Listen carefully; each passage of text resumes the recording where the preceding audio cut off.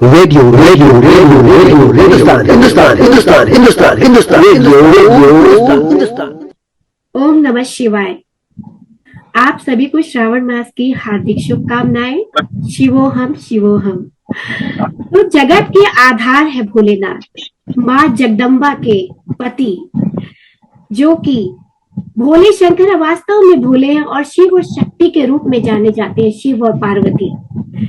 तो जो भोले शंकर है वो है सर्वविदित सर्वव्यापी, काल भी जिनसे डरता है, देवों के देव महादेव भोलेनाथ। उनका जो है श्रावण मास चल रहा है अभी, बहुत ही पावन और पुण्य होता है श्रावण मास। और इस बार ये हमारा सौभाग्य है कि इस वर्ष 2 श्रावण मास है। नहीं।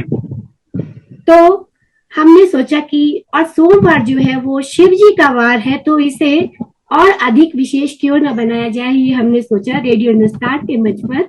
इसलिए आप सभी सबसे पहले उपस्थित सुधी जनों को मैं प्रणाम करती हूँ। मैं अंजू रोकानिया रेडियो हिंदुस्तान से, और आप सभी का स्वागत करती हूँ। तो श्रावण मास में जो है कावड़ियों का तांता लगा रहता है मंदिरों के बाहर, कावड़ की रुन छुन, और भोलेनाथ के नाद के साथ, बम बम भोले के नाद के साथ गूंज उठता है पूरा वातावरण। और इसीलिए हम भी चाहते हैं कि हम यहाँ जितने भी लोग भोलेनाथ के भक्त हम उपस्थित, हम अपने अपने भाव, अपने हृदय के भाव जो है हम अपने भाव साझा करें। तो इसके लिए मैं सबसे पहले आमंत्रित करना चाहूंगी मुंबई से अरुण सिंह जी को, जो कि फाइनेंशियल कंपनी के फाइनेंशियल एडवाइजर हैं और भोलेनाथ के और माँ दुर्गा के जगदम्बा के भक्त हैं। तो बहुत बहुत स्वागत है सर आपका।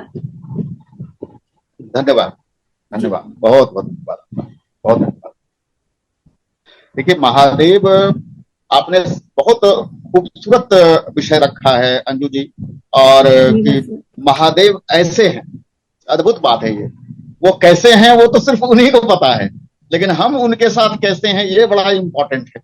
और हमारे अंदर जो महादेव का अंश है, जो हमारे अंदर जो महादेव का अस्तित्व है, वो हमारे हृदय में वास करते हैं।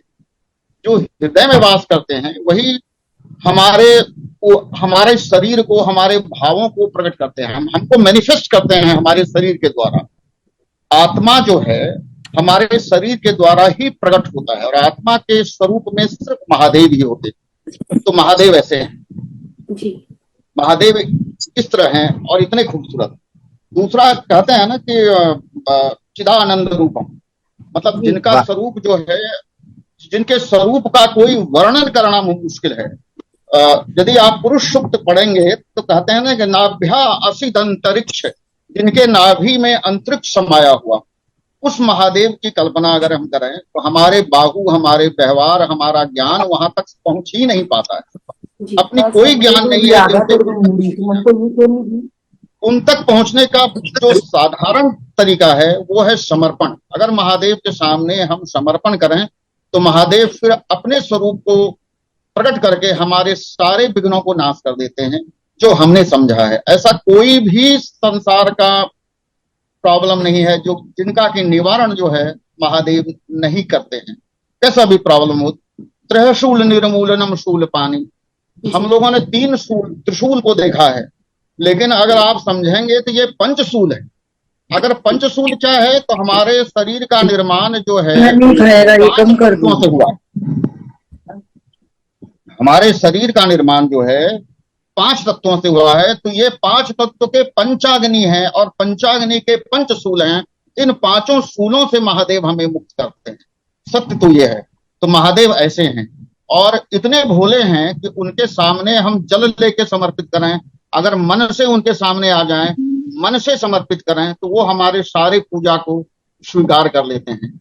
और मेरे समझ से सबसे जो आसान तरीका है, जब भी पूजा करें तो शिशु भाव में पूजा करें, ज्ञान को तिलांजलि दें।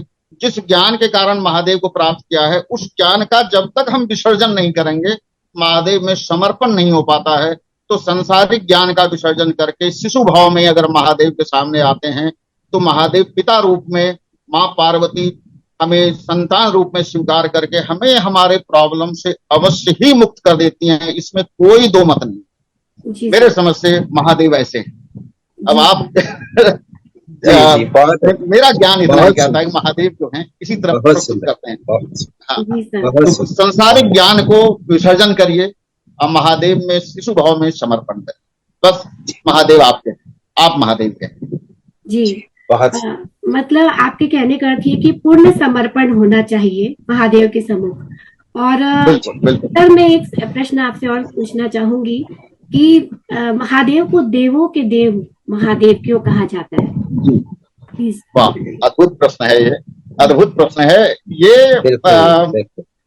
इस प्रश्न का जो हमें जवाब मिलता है, जो आंसर मिलता है जी सर। कि जब ज्योतिर्लिंग का पहली बार धरती पे उन्होंने ज्योतिर्लिंग के रूप में अवतरण लिया, जी तो उस समय ब्रह्मा जी विष्णु जी दोनों खड़े थे, उनके बीच में ज्योतिर्लिंग उत्पन्न हो गया था।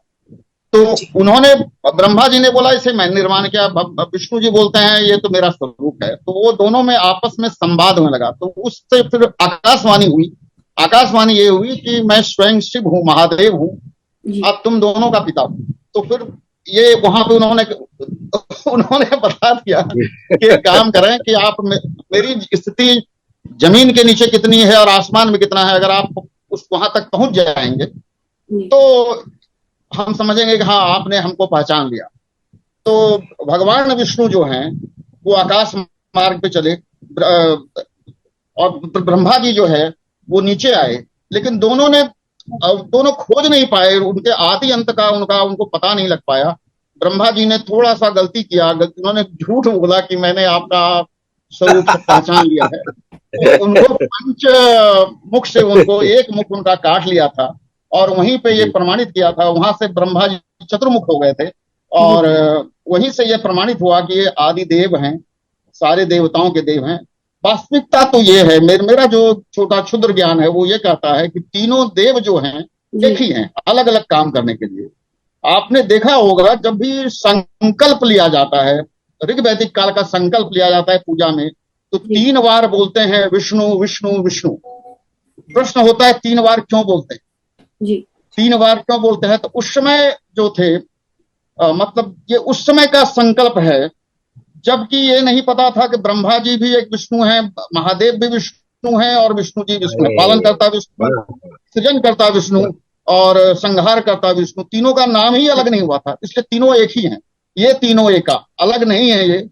और सबको महादेव जो है अपने संसार के सारे जितने तरह के पॉइजन होते हैं वो सबका ले लेते हैं। पॉइजन का मतलब होता है कि हमारे अंदर जो हमें संहार करता है, हमारे ज्ञान का संहार करता है, हमारे सम्मान का संहार करता है, उस संहार का वो अपहरण कर लेते हैं, वो आपका जहर पी लेते हैं, इसलिए महादेव है। ये काम सिर्फ महादेव ही करते हैं और किसी देवता के बारे में ऐसी नहीं सुनी गई है, इसलिए देवों के देव महादेव हैं। मेरा ज्ञान ये कहता है। जी बहुत सुंदर सर, आपने मेरे प्रश्न का उत्तर दिया और बहुत विस्तृत रूप से समझाया। बहुत बहुत धन्यवाद सर। हमारे साथ कोलकाता से मंजू डालमिया जुड़ी है, जो कि एक होम मेकर है और काव्य में रुचि रखती है। मंजू जी, क्या आप हमें सुन पा रही हैं? हाँ, मैं आपको सुन पा रही हूँ। आपका कैमरा ऑन कीजिए मंजू। नमस्कार, गुड मॉर्निंग, ओम नमः शिवाय, हर हर महादेव। आपका कैमरा ऑन कीजिए मंजू जी। नमस्ते सभी को। हाँ, बहुत बहुत स्वागत है मंजू जी आपका। तो हमारे आज का जो विषय है वो यही है कि ऐसे है मेरे भोले बाबा, जैसा कि आप जानती हैं। आपके पास मैं फिर से आऊंगी। अभी मैं बात करूंगी राघवेंद्र जी से, जो कि प्रयागराज से हैं और पत्रकार हैं। राघवेंद्र जी नमस्कार। जी नमस्कार। जी मैम नमस्कार जी, नमस्कार जी नमस्कार। आप ये बताइए, आप कृपा करके ये बताइए कि जब भोले बाबा शब्द आपके मानस पटल पर या आपके हृदय में गूंजता है तो आपको कैसी अनुभूति होती है? बहुत सुंदर। भोले बाबा जो शब्द है वह इस रूप में है कि हम शिव पुराण को पढ़ते हैं या जब वेदों में जाते हैं तो हमें देखने को मिलता है कि अलग अलग देवताओं के, अलग अलग ईश्वर के अलग अलग पूजाएं होती हैं, अलग अलग उनके लिए तंत्रों मंत्रों का उच्चार किया जाता है। अभी जो अरुण सर ने बताया कि महादेव एक ऐसे, इस पूरे पृथ्वी के या पूरे ब्रह्मांड के एक ऐसे इकाई, एक ऐसे शून्य है जिनको एक जल के साथ भी, एक फूल के साथ भी, या अगर आप श्रद्धा से बैजू के द्वारा मारे गए डंडे से भी वह प्रसन्न होकर के बैजनाथ धाम बना सकते हैं। इस कारण से भारत और पूरी पृथ्वी पे उन्हें भोले का एक प्रतीक माना जाता है कि वह इतने भोले हैं कि श्रद्धा कैसी भी हो वह उत्पन्न जरूर होते हैं। चाहे आपके हृदय में उनके लिए कटुता हो या आपके हृदय में उनके लिए सद्भावना हो, आपका भाव जो होना चाहिए वो सरल होना चाहिए। उनसे मिलने का मार्ग जो है वो सरल होना चाहिए। अगर उस मार्ग को अगर आप सरल नहीं बनाते हैं तो भोले कहते हैं, महादेव कहते हैं कि तुम मेरे से नहीं मिल सकते हो। जी, ये एक भोला का तात्पर्य है उनके। जी, यहाँ मैं ये आपसे कहना चाहूंगी कि जो सरल नहीं भी होते हृदय से, उनके साथ भी सरल होते हैं भोलेनाथ। इसीलिए भोलेनाथ है। देखिए, ये तो आपका कहना सही है जी। व्यक्ति जितना सरल होता है ईश्वर उतने करीब होते हैं। सरलता से क्या होती है, हमारे अंदर जो लोभ और ईर्ष्या की भावना होती है वो खत्म हो जाती है। इसीलिए कहते हैं कि ईश्वर को पहले पाना है तो ईश्वर के इतना ही सरल बनिए। जैसे ईश्वर सबके लिए एक समान है, सबके प्रति सरलता दिखाते हैं, ऐसे ही आपको भी ईश्वर के प्रति सरल होना पड़ेगा। मेरा कहने का तात्पर्य सिर्फ यह था। जी जी जी सर, बिल्कुल मैं आपके बिंदु को समझ गई। अब मैं चलती हूँ उमा जी की ओर, जो कि चेन्नई से हैं और लेखिका है और काफी सारे एनजीओ से जुड़ी हैं, उनके साथ कार्य करती हैं। उमा जी, आपका बहुत बहुत स्वागत है और आप भी अपने कुछ विचार व्यक्त कीजिए भोलेनाथ को लेकर। सबसे पहले तो एक छोटा सा श्लोका बोलूंगी। जी बिल्कुल। नागेंद्र काराय त्रिलोचनाय भस्मांगराय महेश्वराय नित्याय पुष्ट शुद्धाय दिगंबराय तस्मै नकाराय नमः शिवाय। नकाराय नमः शिवाय। ओम नमः शिवाय। अंजू जी अभी जो जिन्होंने भी कहा ईश्वर के बारे में, मैं ईश्वर के बारे में, मैं काशी से हूँ तो शिव की भक्ति के बारे में, शिव के बारे में तो मेरे लिए बहुत कुछ कहना है। शिव के समान सरल, शिव के समान बोले, नाम में ही उनका लगा हुआ है भोले बाबा, और कुछ हो ही नहीं सकता। सबसे बड़ी बात है, जैसे अभी कहा उन्होंने, कि इनको पूजा करने के लिए न दिन न रात न सामान न सज्जा कुछ नहीं देखी जाती। मन से एक छोटा सा शब्द ओम नमः शिवाय, उसमें ही ये सब कुछ सुन लेते हैं। आपको न कोई श्लोका बोलने की जरूरत है, ना आपको फल फूल दे नैवेद्य चढ़ाने की जरूरत है, किसी की नहीं। मन से यदि आप शिव का उच्चारण, शिव का नाम बुलाएं तो आप शिव हमारे साथ हैं।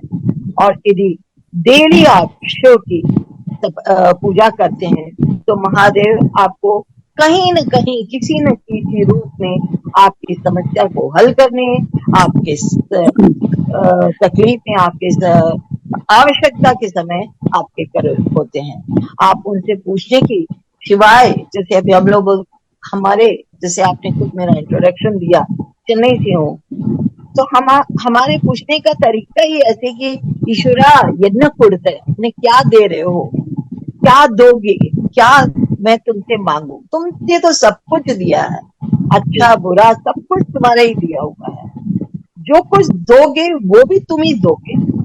तो इतना ही कर्म करो शिवा कि हमारे यहाँ से बुरा ना हो और सब कुछ सहने की शक्ति दो। और ओम नमः शिवाय एक जाप, भगवान के यहाँ ये जाप, चाहे ओम जाप हो, नमः शिवाय जाप हो, कभी नहीं छूटना चाहिए। समर्पण की भावना रखनी चाहिए। मंदिर जाने से डिमांड की भावना नहीं रखनी चाहिए कि आज मेरी ये इच्छा पूरी हो, भगवान मैं आपको प्रसाद चढ़ाऊंगी, ये थॉट नहीं आनी चाहिए। मंदिर जाए तो सबसे पहले, क्योंकि बोलना नहीं चाहिए, हम आम व्यक्ति हैं, हम आम व्यक्ति हैं, मुंह से निकलता ही है। मैं किसी एक की बात नहीं, खुद हमारे मुंह से भी शायद निकला होगा, ये ईश्वर हमारा ये काम कर देना, हो सकता है भगवान ने इससे ही बड़ा कुछ सोचा हो। हम अपने आप को सीमित क्यों रखें, हम अपने आप को उन पर समर्पण करते हैं। वो जानते हैं हमें लिए क्या अच्छा है क्या बुरा है। जी जी, उमा जी ने बहुत सुंदर बात कही कि पूर्ण समर्पण होना चाहिए, तो ये भाव अपने आप ही चला जाता है, जो मांगने का भाव है वो अपने आप ही चला जाता है।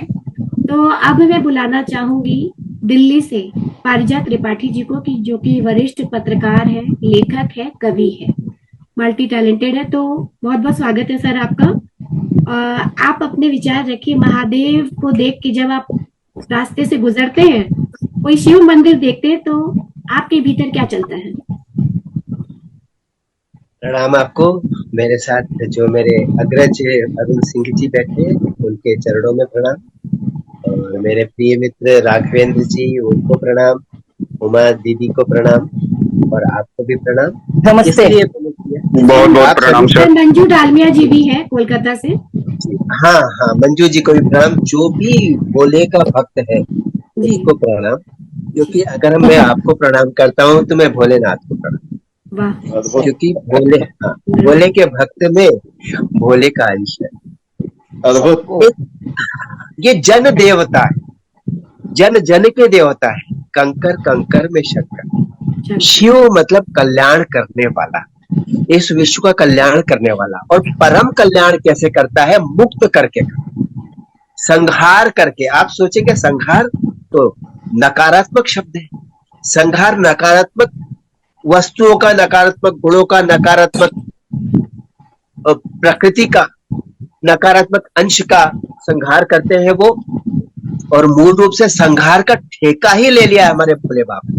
कैसे, वो बताता हूँ, एक बहुत बड़ा रहस्य बताता हूँ, जो मुझे विश्वास है अरुण भैया बिल्कुल जानते हैं। सभी लोगों को बताने की आवश्यकता है कि भोले की भक्ति में जो विशेषता एक है, जो जीवन का सबसे बड़ा भय है, वो मृत्यु का भय। और मृत्यु के भय से मुक्ति सिर्फ आपको महाकाल दिला सकते हैं। महाकाल है, काल मतलब समय। आपका समय आ गया, आपके मिलन का समय आ गया, आपके गमन का समय आ गया, आपका काल आ गया। दुष्टों के लिए काल है और भक्तों के लिए समय है। दुष्टों के लिए संहार है, भक्तों के लिए मिलन है। वो महाकाल है, कालों का काल है, मृत्यु का देवता है। मृत्यु को मुक्ति के रूप में देता है। मृत्यु को, राक्षसों को, आसुरी शक्तियों को, नकारात्मक शक्तियों को संहार के रूप में दंडित करता है, लेकिन भक्तों को मुक्ति के रूप में वरदान देता है। वो महाकाल है। उसकी भक्ति करने से आपको मृत्यु का भय नहीं होगा। जो बहुत सुंदर बात कही मेरे मित्र राघवेंद्र ने, सरलता। उमा जी ने कहा समर्पण, बहुत अच्छा। सरलता, भोले का भक्त तो सरल है, तभी तो भोले का भक्त है। और अगर वो सरल नहीं है, वो भक्त बन गया तो सरल हो जाएगा। भोले का भक्त भोले जैसा हो जाएगा। समर्पण की जो उन्होंने बात कही, बहुत सुंदर। आप लोग को पता है कि चोर की कहानी है, उसने अपने आप को अर्पित कर दिया। वो एक्चुअली अर्पित नहीं किया था, वो छिप गया था। हम घंटे को पकड़ करके लटक जाता, वो पैर रख करके खड़ा हो गया था। तो वो आए, वो सैनिक उनको ढूंढ नहीं पाए, क्योंकि भोलेनाथ की शरण में था, तो वो देख नहीं पाए उसको। बाद में भोलेनाथ प्रसन्न हो गया कि मांग बेटा, तूने तो अपने आप को मुझे अर्पित कर दिया। दृष्टि देखी, ये भोली दृष्टि है। जो कहा ना हमारे मित्र ने कि सरल हुई है, तो वो सरलता ही वो मार्ग है जहां तक भोले तक पहुंचाती है। भोले बहुत भोले हैं, इसीलिए मैं कहा इतने भोले देवता इतना महान काल के रूप में है आपके सामने। आप सोचेंगे ये कमाल है, ये कैसे संभव है? आकाश और पृथ्वी का, रोशनी और अंधकार का मिलन कैसे हो सकता है? यहाँ पर भोले के रूप में मिलन है। आपको सारे भय से मुक्त करके महाकाल खुद कहते हैं तू मेरी शरण में। जो कि उन्होंने कहा है, सर्वधर्मान परित्यज्य मामेकम शरणम व्रज, गीता में कृष्ण भगवान ने कहा है अपने सारे धर्म को त्याग करके मेरी शरण में आ जा। जो कहा है हमारे भैया ने, अरुण भैया ने, कि विष्णु, ब्रह्मा, शिव एक ही है। एक रूप में एक देवता है, तीन रूप में दिखते हैं, तीन काम करते हैं, तीन चेहरे हैं। भक्त अपने अपनी पसंद से उनको आराध्य बना लेते हैं। तो जो शिव है सर्वधर्मान परित्यज्य कृष्ण विष्णु ने कहा, कृष्ण ने कहा, उस वही सबके लिए समान रूप से ईश्वर का ये संदेश हम सब भक्तों के लिए है। अपने सारे धर्म यानी अपने सारे काम परित्यज्य मतलब छोड़ दो, मामे कब सिर्फ मुझे शरणम रज मेरे शरण में आ जाओ। अहम ते सर्व पापोभ्यो मोक्षयिष्यामि मा शुचः, मैं तुम्हें सभी पापों से मोक्ष यानी मुक्त कर दूंगा। मा शुचः मत सोचो, चिंता मत करो। ये भोलेनाथ का महाकाल रूप में बिना कहे आपको दिया गया वरदान है। हर भक्त को समझ लीजिए, भोले की भक्ति में यह है कि जीवन में भय नहीं, वो भक्ति ही नहीं भोले का जो भय, सभी तो कम है भक्त हूं महाकाल का, तो फिर डर किस काल का, किसी चीज का डर नहीं, क्योंकि आप तो महाकाल के भक्त हो। नमामि शमीशान निर्वाण रूपम विभुम व्यापकम ब्रह्म वेद स्वरूपम। ओम नमः आशुतोषाय भक्त कल्पद्रुमाय नमः शिवाय। नमः आशुतोषाय, आशुतोष अपने आप प्रसन्न होने वाले, भक्त कल्पद्रुमाय भक्त के रूप के, भक्त के लिए कल्पद्रुम यानी कल्प वृक्ष बनने वाले, नमः शिवाय, ऐसे शिव को नमन है। ये भाव इसलिए मैंने ये श्लोक कहा भोलेनाथ का, उनके लिए तो पंचाक्षरी नमः शिवाय ही काफी है, लेकिन आप ओम लगा देते, सभी मंत्रों में ओम लगता है। ओम नमः आशुतोषाय भक्त कल्पद्रुमाय नमः शिवाय, आपने उसको और प्रभु का गुणगान करते हुए उनकी स्तुति की। भोलेनाथ के लिए किसी स्तुति की आवश्यकता नहीं है, मुस्कुरा के उनका नाम लीजिए और उनके उस विशाल ब्रह्म रूप को अपने भीतर अवस्थित कीजिए, महसूस कीजिए। आप सोचिए कि मैं स्वयं सृष्टि हूँ, मैं स्वयं ब्रह्मांड हूँ, मैं स्वयं ब्रह्मांड का नियामक हूँ। शिवोहम शिवोहम शिवोहम शिवोहम सच्चिदानंदोहम शिवोहम शिवोहम सच्चिदानंदोहम शिवोहम शिवोहम सच्चिदानंदोहम। शिवोहम मैं शिव हूँ, सच्चिदानंद हूँ, अहम ब्रह्मास्मि कहा गया है ना, उसका दूसरा रूप है शिवोहम, सोहम तीसरा रूप है, वही हूं मैं। वही कौन? वही ब्रह्म, वही विष्णु, वही शिव।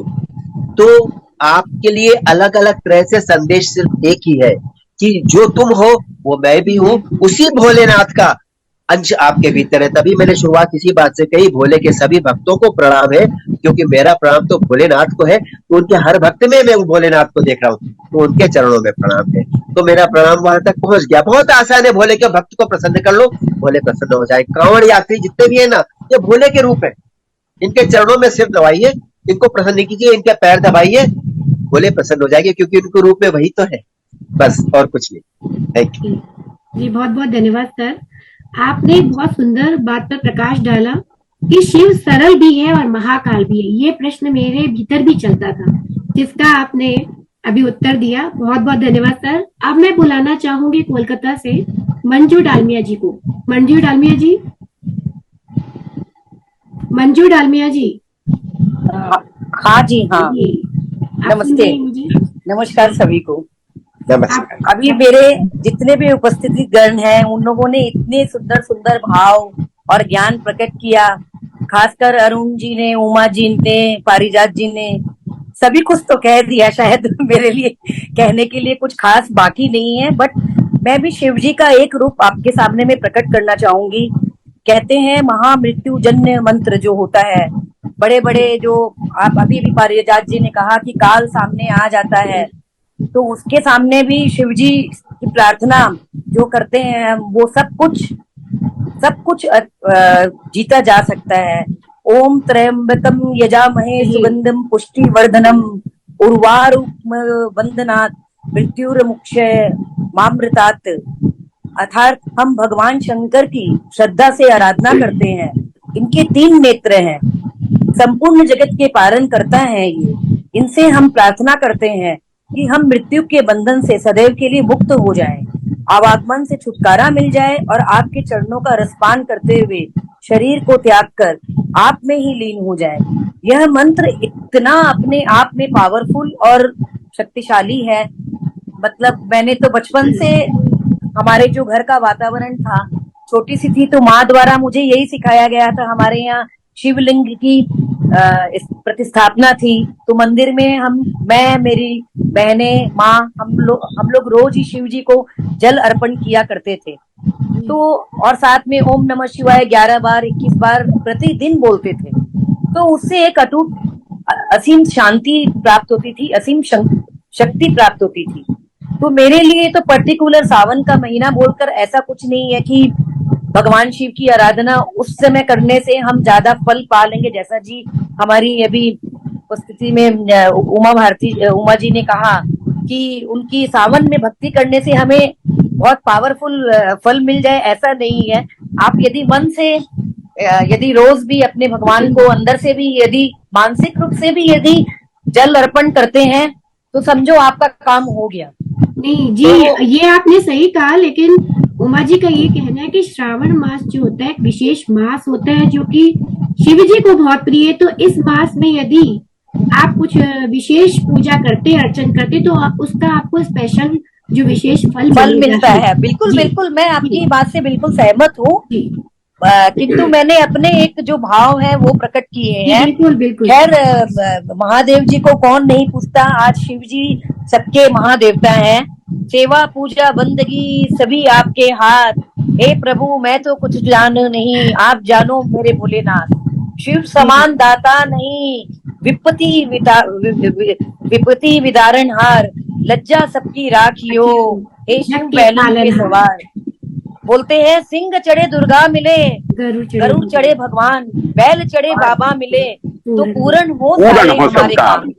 बिल्कुल बिल्कुल। तो आज के दिन मैं यही कहना चाहूंगी कि सारी बातें मैंने जो इन सभी ज्ञानी जन और सबसे सुना, मुझे बहुत ही अच्छा लगा।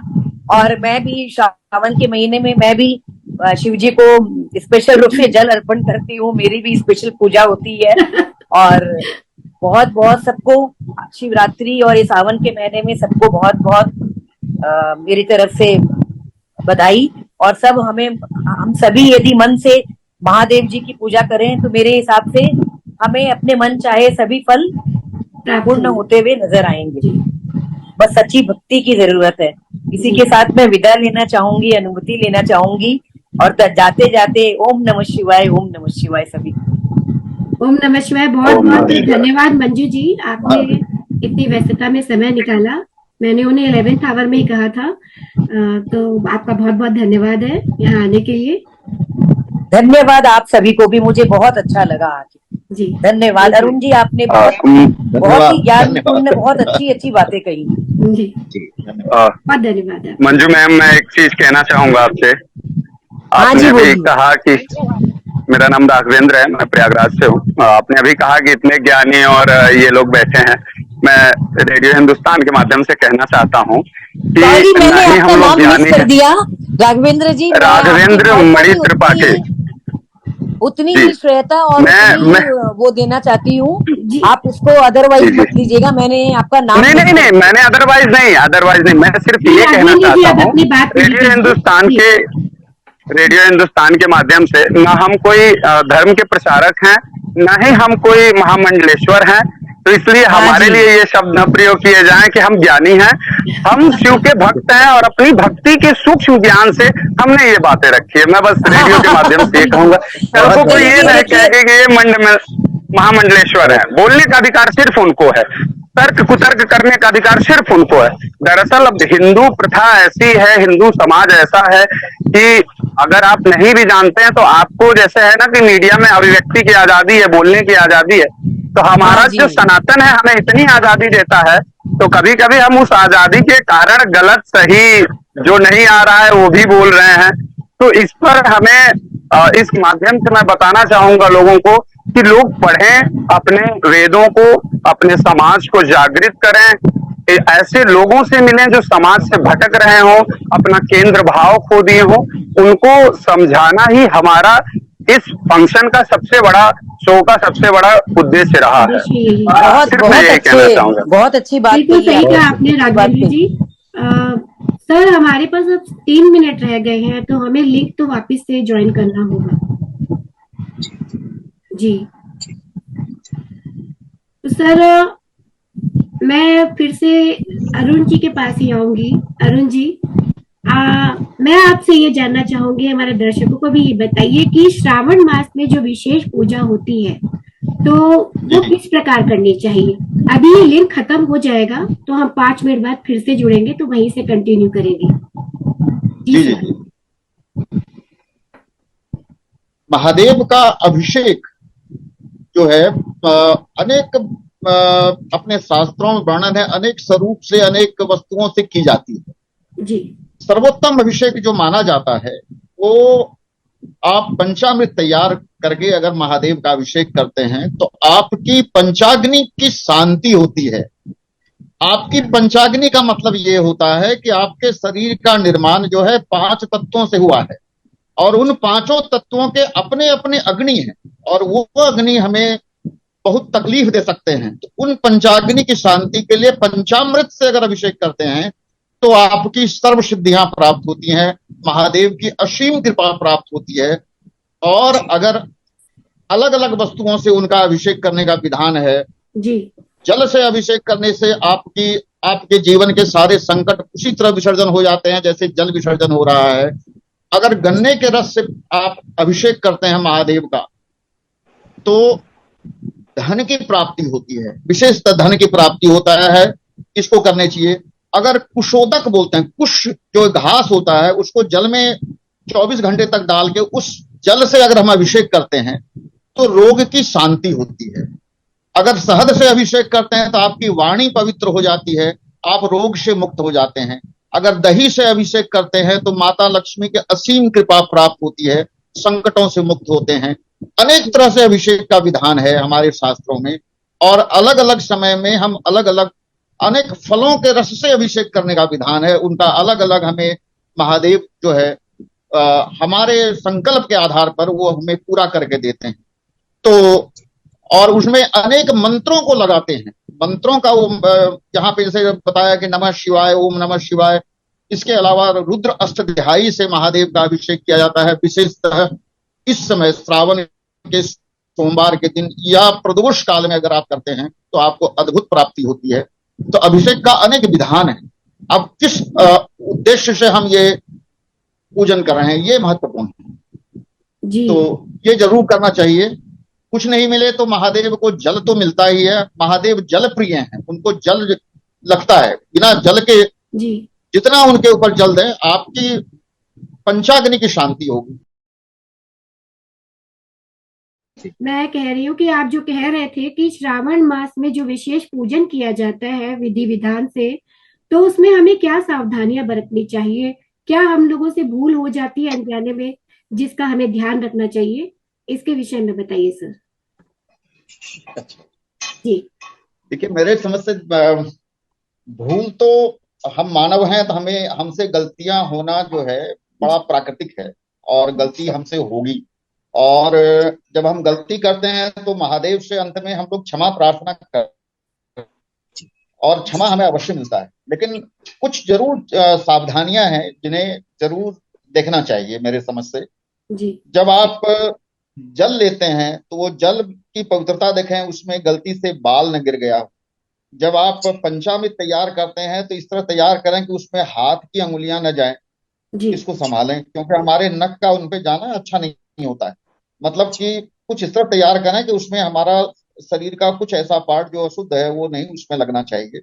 और महादेव का जो शिवलिंग जो विग्रह है जिनकी आप पूजन कर रहे हैं जी उनको स्वच्छ करके, ऐसे तो वो स्वच्छ ही हैं लेकिन फिर भी जो है उनको जलाभिषेक करके फिर जो है आप महादेव का अपने जो आपने संकल्प लिया है, जिस संकल्प से आप पूजा कर रहे हैं, संकल्प लेना कोई भी पूजा में संकल्प लेना बहुत जरूरी होता है क्योंकि संकल्प जो है आपके पूजा का डायरेक्शन होता है कि किस निमित्त आप पूजन कर रहे हैं। हम गृहस्थ के लोग हैं तो जी हमारा पूजा जो है वो निमित्तिक होता है कि हम इस पर्पस से महादेव आपके शरणागत आए हैं और ये हमें आप आशीर्वाद के रूप में दें।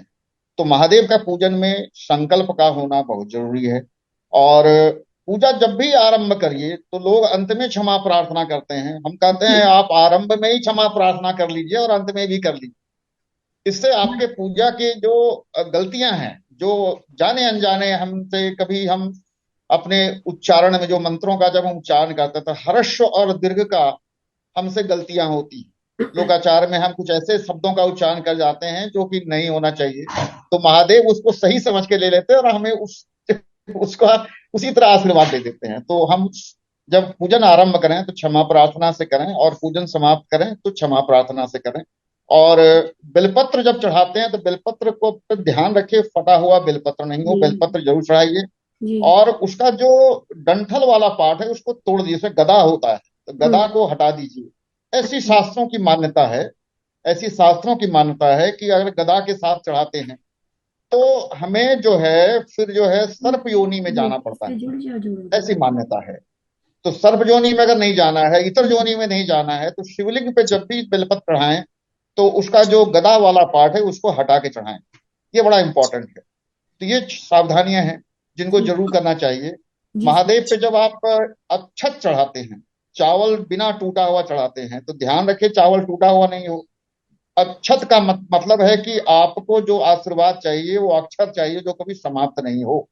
जी और माता लक्ष्मी की भी असीम कृपा अक्षत चढ़ाने से होता है। तो ये ध्यान रखें कि वो चावल टूटा हुआ नहीं होना चाहिए। जी सर जल की धार सतत गिरनी चाहिए। जल की धार जो महादेव पे दे रहे हैं कोशिश करिए वो सतत गिरती रहे। तो उसके लिए जो है हम श्रृंगी का उपयोग करते हैं, तो श्रृंगी का उपयोग करें तो इससे आपका जल की धारा में एक कंटिन्यूएशन मिलेगा। नहीं तो क्या होता है कि जल की धारा बीच बीच में टूट रही है तो हमारे जो ज्ञानी जो विद्वान हमारे वहां पे जो आपको मंत्रों का उच्चारण कर रहे हैं, तो वो जो हमें प्राप्ति है उसमें विधान, उस व्यवधान उसमें उत्पन्न होता है। जी तो आप जलहरी को उसमें श्रृंगी से आप उनपे जलाभिषेक करेंगे तो आपको आसान होगा आपका पूजा, और आपको ध्यान और पूजन एक साथ दोनों होता रहे। इन चीजों की सावधानियां रखनी चाहिए। जी तो इससे आपको अवश्य ही जो है आपका पूजा निर्विघ्न जो है समाप्त हो जाएगा। दूसरा क्या है कि मन, जब महादेव की उपासना करें तो मन भी वहीं पे रखें। लोग जी पूजन कर रहे होते हैं, मंत्र का जाप कर रहे हैं, लेकिन पहुंच जाते हैं कहीं और। तो हम चाहते हैं कि नहीं, आप जब पूजन करें तो महादेव के शरण में रहें, वहीं पे बैठें, उनके सामने रहें। जी संसारिकता तो बाद में आ ही जाएगी। इन चीजों का ध्यान रखना चाहिए। जी और महादेव के जब पूजन करते हैं तो महादेव के सामने दीप प्रज्वलित करना ही चाहिए। कोई भी पूजा जो होता है उसके साक्षी जो होते हैं, अगर आप घर में कर रहे हैं तो दीप उस पूजन का साक्षी होते हैं। तो जी दीप को प्रज्वलित करने के बाद ही पूजन करिए। संकल्प लीजिए, ये भी बहुत जरूरी है। ये सारी चीजें को करने के बाद फिर आप जो नॉर्मल लाइफ में जिन मंत्रों का, जैसे किसी 108 बार कोई मंत्र का आपने जाप किया है तो 11 बार जो है उन मंत्रों से महादेव का अभिषेक जरूर करना चाहिए। या 108 बार मंत्र पढ़ते हुए अभिषेक करिए, ये भी अच्छा है। तो अनेक विधान हैं। तो आप किस संकल्प को आपने लिया है, क्या संकल्प है आपका, अकॉर्डिंगली फिर जो है महादेव का अभिषेक करिए। और अंत में जो सबसे महत्वपूर्ण है, क्षमा प्रार्थना करिए। जी तो फिर जो है आपको क्षमा मिल जाती है और आपका सारे आपने जाने अनजाने जो वहां पे चूक की है उससे आपको मुक्ति मिल जाती है और महादेव उसको स्वीकार कर देते हैं। भाव से पूजा करिए। आपके पूजा में भाव बहुत प्रधान होता है, जी और अगर भाव है तो महादेव आपके आपके साथ है। जी तो ये भी बहुत महत्वपूर्ण है। भावपूर्ण पूजा करें। जो भी पूजा करें उसमें आपका भाव का अभाव से पूजा नहीं होता है। भाव से ही भगवान होते हैं, तो भाव को वहां पे रखिए। ये भी जरूर ध्यान रखिए, क्योंकि हम भाव रखते हैं लेकिन मतलब कि हम जब मंत्र उच्चारण कर रहे होते हैं, बहुत बार ऐसा होता है जैसे कि आपने नमः शिवाय मंत्र का उच्चारण करना शुरू, आपने बोला कि 11 माला का जाप करेंगे। हाँ तो ऐसा बहुत बार होता है कि नमः शिवाय मंत्र तो चल रहा होता है, माला भी चल रहा होता है, लेकिन हमारा ध्यान महादेव से भटक नहीं जाता है। इस चीज को रखिए। बहुत मन को साधना ही पूजा का पार्ट है। ये भी बहुत सावधानी इंपॉर्टेंट है कि मन को साध के महादेव के चरण में रखिए, तो फिर आपका पूजा फलित होगा और अवश्य फलित होगा। मेरे समझ से इतनी सावधानियां काफी हैं जी एक गृहस्थ के लिए। और ज्यादा अगर बताया जाएगा तो धीरे धीरे कॉम्प्लेक्स होता चला जाएगा। पूजा जी जितना सरल हो, सरल विधि हो, ज्यादा लोग उनके पास आएंगे। जी सर, अभी ऐसे आपने बहुत ऐसे ही महत्वपूर्ण बातें बताई है सर। जो जो आपने ये कहा ना कि क्षमा प्रार्थना जो है वो शुरू में ही करनी चाहिए, आरंभ में ही करनी चाहिए और बाद में तो करनी ही चाहिए। ये बहुत सुंदर बात कही जो आपने बेल पत्र के बारे में बताया। वो भी बहुत ही काफी सारी चीजें आपने बताई पूजा और इसके विधि विधान के बारे में। तो आगे से ये ध्यान रहेगा पूजा करते वक्त। और ये भी बहुत सुंदर बात आपने कही कि सांसारिकता जो आ जाती है ना पूजा करते वक्त, वो नहीं आनी चाहिए, पूरे भाव से पूजा करनी चाहिए। जी, ये अक्सर होता है सर, जो आपने कहा। यही होता है, यही जी होता क्या कि मन है सबसे चंचल है। जी, मन को साधना बहुत मुश्किल होता है, मुश्किल सबसे होता है। मुश्किल काम है मन को साधना। और जब जब मंत्र चले तो मन जिस मंत्र के अनुकूल होना चाहिए, मंत्र शिव के अनुकूल है तो शिव के अनुकूल हमें वहां पे होना चाहिए। लेकिन जी इसमें जितना कहना आसान है, करना वाकई कठिन है। साधना इसी को कहते हैं, जी साधना इसी को कहते हैं, यही साधना है। खुद को साधिए। जी सर, लेकिन बिल्कुल। बस अभी इतना ही। आपसे हम एक भजन भी सुनना चाहेंगे, क्योंकि हमारा सेकंड राउंड है, तो मैं हम सभी चाहते हैं कि आप अपने श्री मुख से एक सुंदर भजन सुनाएं भोलेनाथ का। जी जी। हाँ अच्छा, भजन भी सुनना है। जी बिल्कुल हाँ, सर। अरे भजन वाह, श्लोक, कभी कहा। भजन श्लोक स्तुति जो चाहे जो आप सुनाइए। चाहे आप सर। अच्छा, नहीं, एक बहुत पहले बचपन में कभी मैंने सुना था, महादेव का अ, भजन था जिसमें कि ऐसी कल्पना की गई कि महादेव जो है पहुंच गए राधा और कृष्ण के दरबार में, वहां पहुंच गए। अरे वहां जब पहुंचे तो उन्होंने माँ पार्वती को बोला जी। कि हमको उनके रास में जाना है, रास लीला में हमको भी जाना है। तो माँ पार्वती ने बोला कि महादेव वहां पे महिलाएं अलाउड हैं, पुरुष सिर्फ कृष्ण ही होते हैं, किसी को अलाउ नहीं है। बिल्कुल। तो ऐसे में ये प्रॉब्लम हो गया कि अब कैसे जाए। तो उन्होंने बोला कि माता पार्वती को महादेव ने बोला हाँ कि हे पार्वती, हमको जो है स्त्री रूप में सजा दो। जी तो वो जो सज्जा उनका हुआ और वो जो वहां पहुंचे, जी। इसका वर्णन है थोड़ा सा। हाँ एक दिन वो भोले भंडारी बन करके ब्रज नारी गोकुल में आ गए हैं, गोकुल में आ गए हैं। उन्होंने माँ पार्वती को बोला, ऐसा सजाना हमको कोई न जान पाए इस राज को, राधा संग श्याम नाचे मैं भी नचूंगा तेरे संग में, बांध के जूड़ा पहन के साड़ी चाल चली मत वाली गोकुल में आ गए हैं। फिर माँ पार्वती से उन्होंने पूछा कि पार्वती, हम कैसा दिख रहे हैं, इस स्वरूप में हम कैसे लगते हैं। तो माँ जी पार्वती ने जवाब दिया, बलिहारी जाऊं मैं स्वामी तेरे इस रूप पे, बांध के जूड़ा पहन के साड़ी चाल चली मत वाली गोकुल में आ गए हैं, गोकुल में आ गए हैं। ये है महादेव का। बहुत आनंदमय था, बहुत ही बहुत सुंदर आनंदमय, वाह भजन। वाह, बहुत बहुत सुंदर, बहुत बहुत बहुत सुंदर। सुंदर। बहुत धन्यवाद sir. Anju, sorry for the interruption. जी मैं मीटिंग छोड़ना चाहूंगी, बट जी मेरी सॉरी, किसी कारण से। जी, कोई दिक्कत सबको नहीं है मेरा आंटी। बहुत बहुत नमस्कार। एंड एक्चुअली मीटिंग छोड़ने के लिए 2 मिनट पहले बोलने वाली थी, पर अरुण जी का गाना सुनने की लालसा से मैं रुक गई। अच्छा हुआ। बहुत बड़ी बड़ी एक चीज तो जरूर सीखा कि ये बेल पत्ते के डंठल को काटना है, ये मुझे मालूम नहीं था। तो उसका बहुत बहुत धन्यवाद। हम कहीं ना कहीं कुछ न कुछ 4 जन मिलते हैं तो जरूर सीखते हैं। जरूर ऑलवेज देयर। अच्छा लगता है।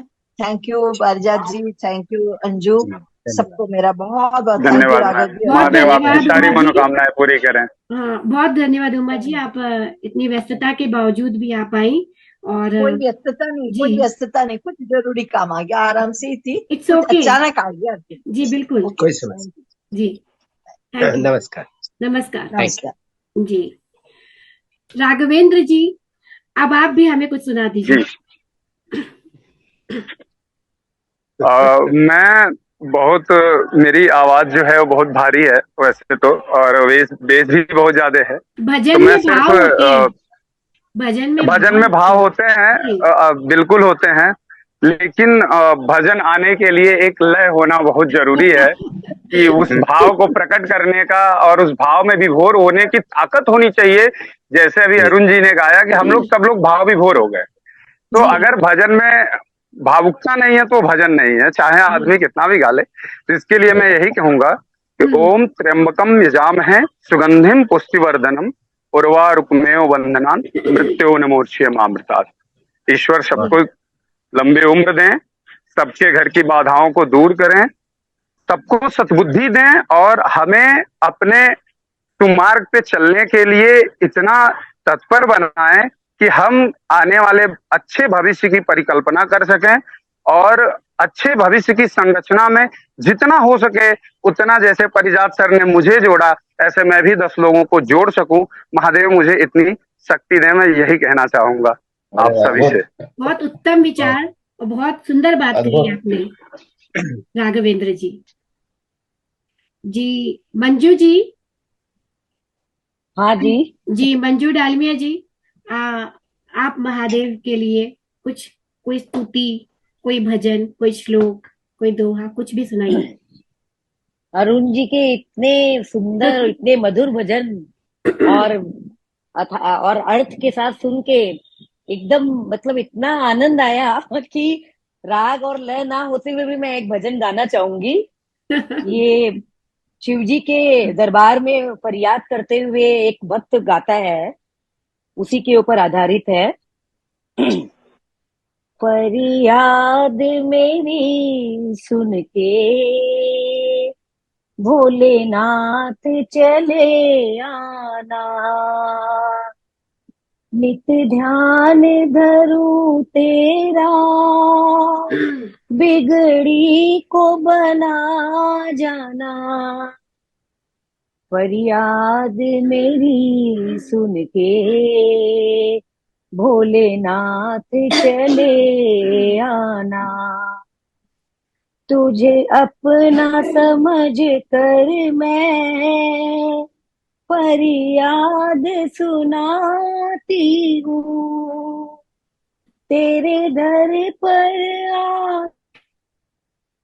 आकर मैं नित धूनी रमाती हूँ।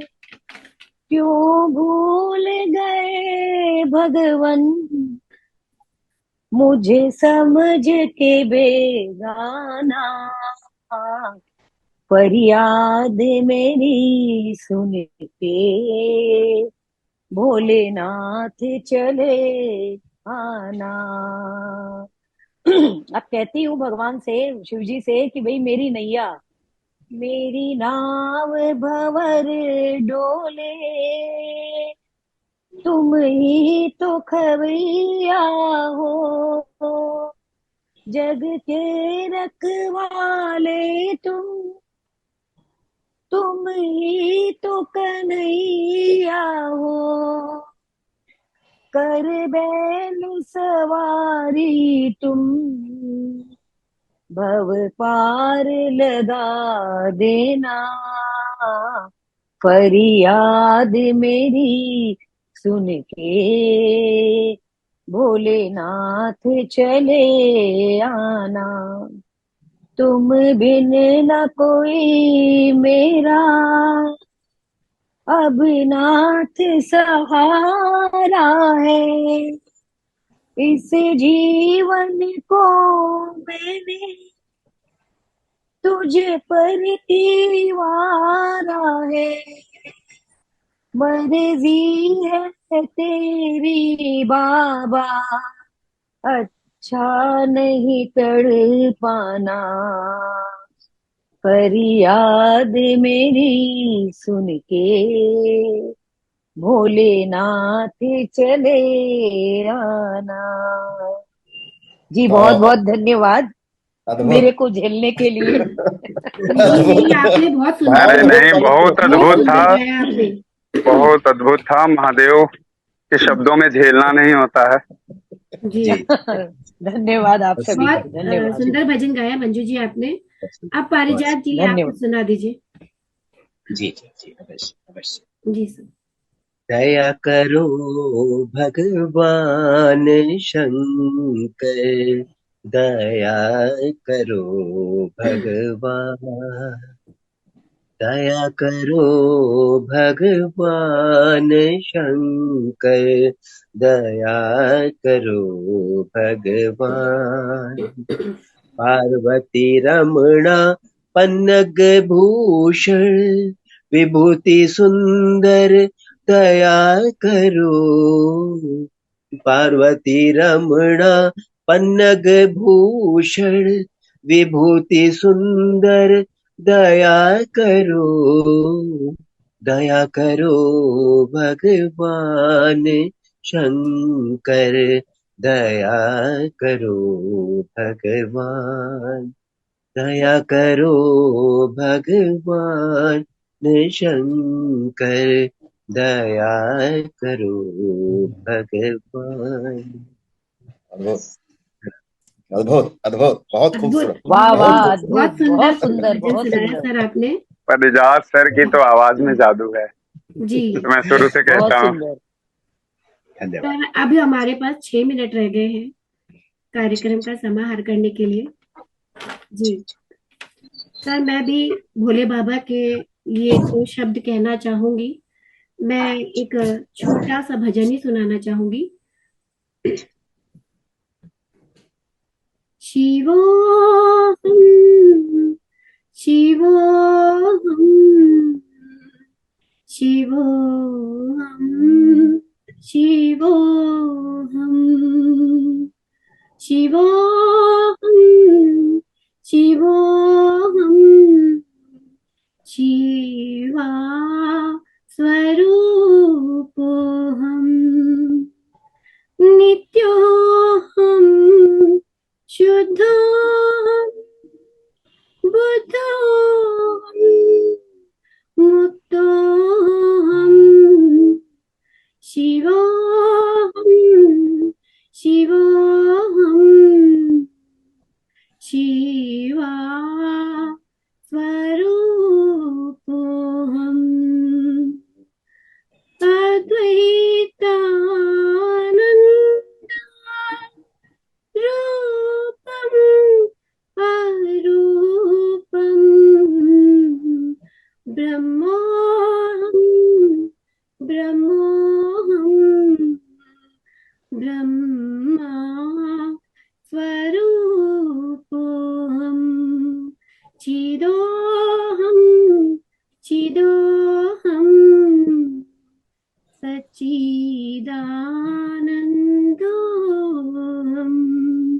शिवोहम शिवोहम शिवा स्वरूपोहम।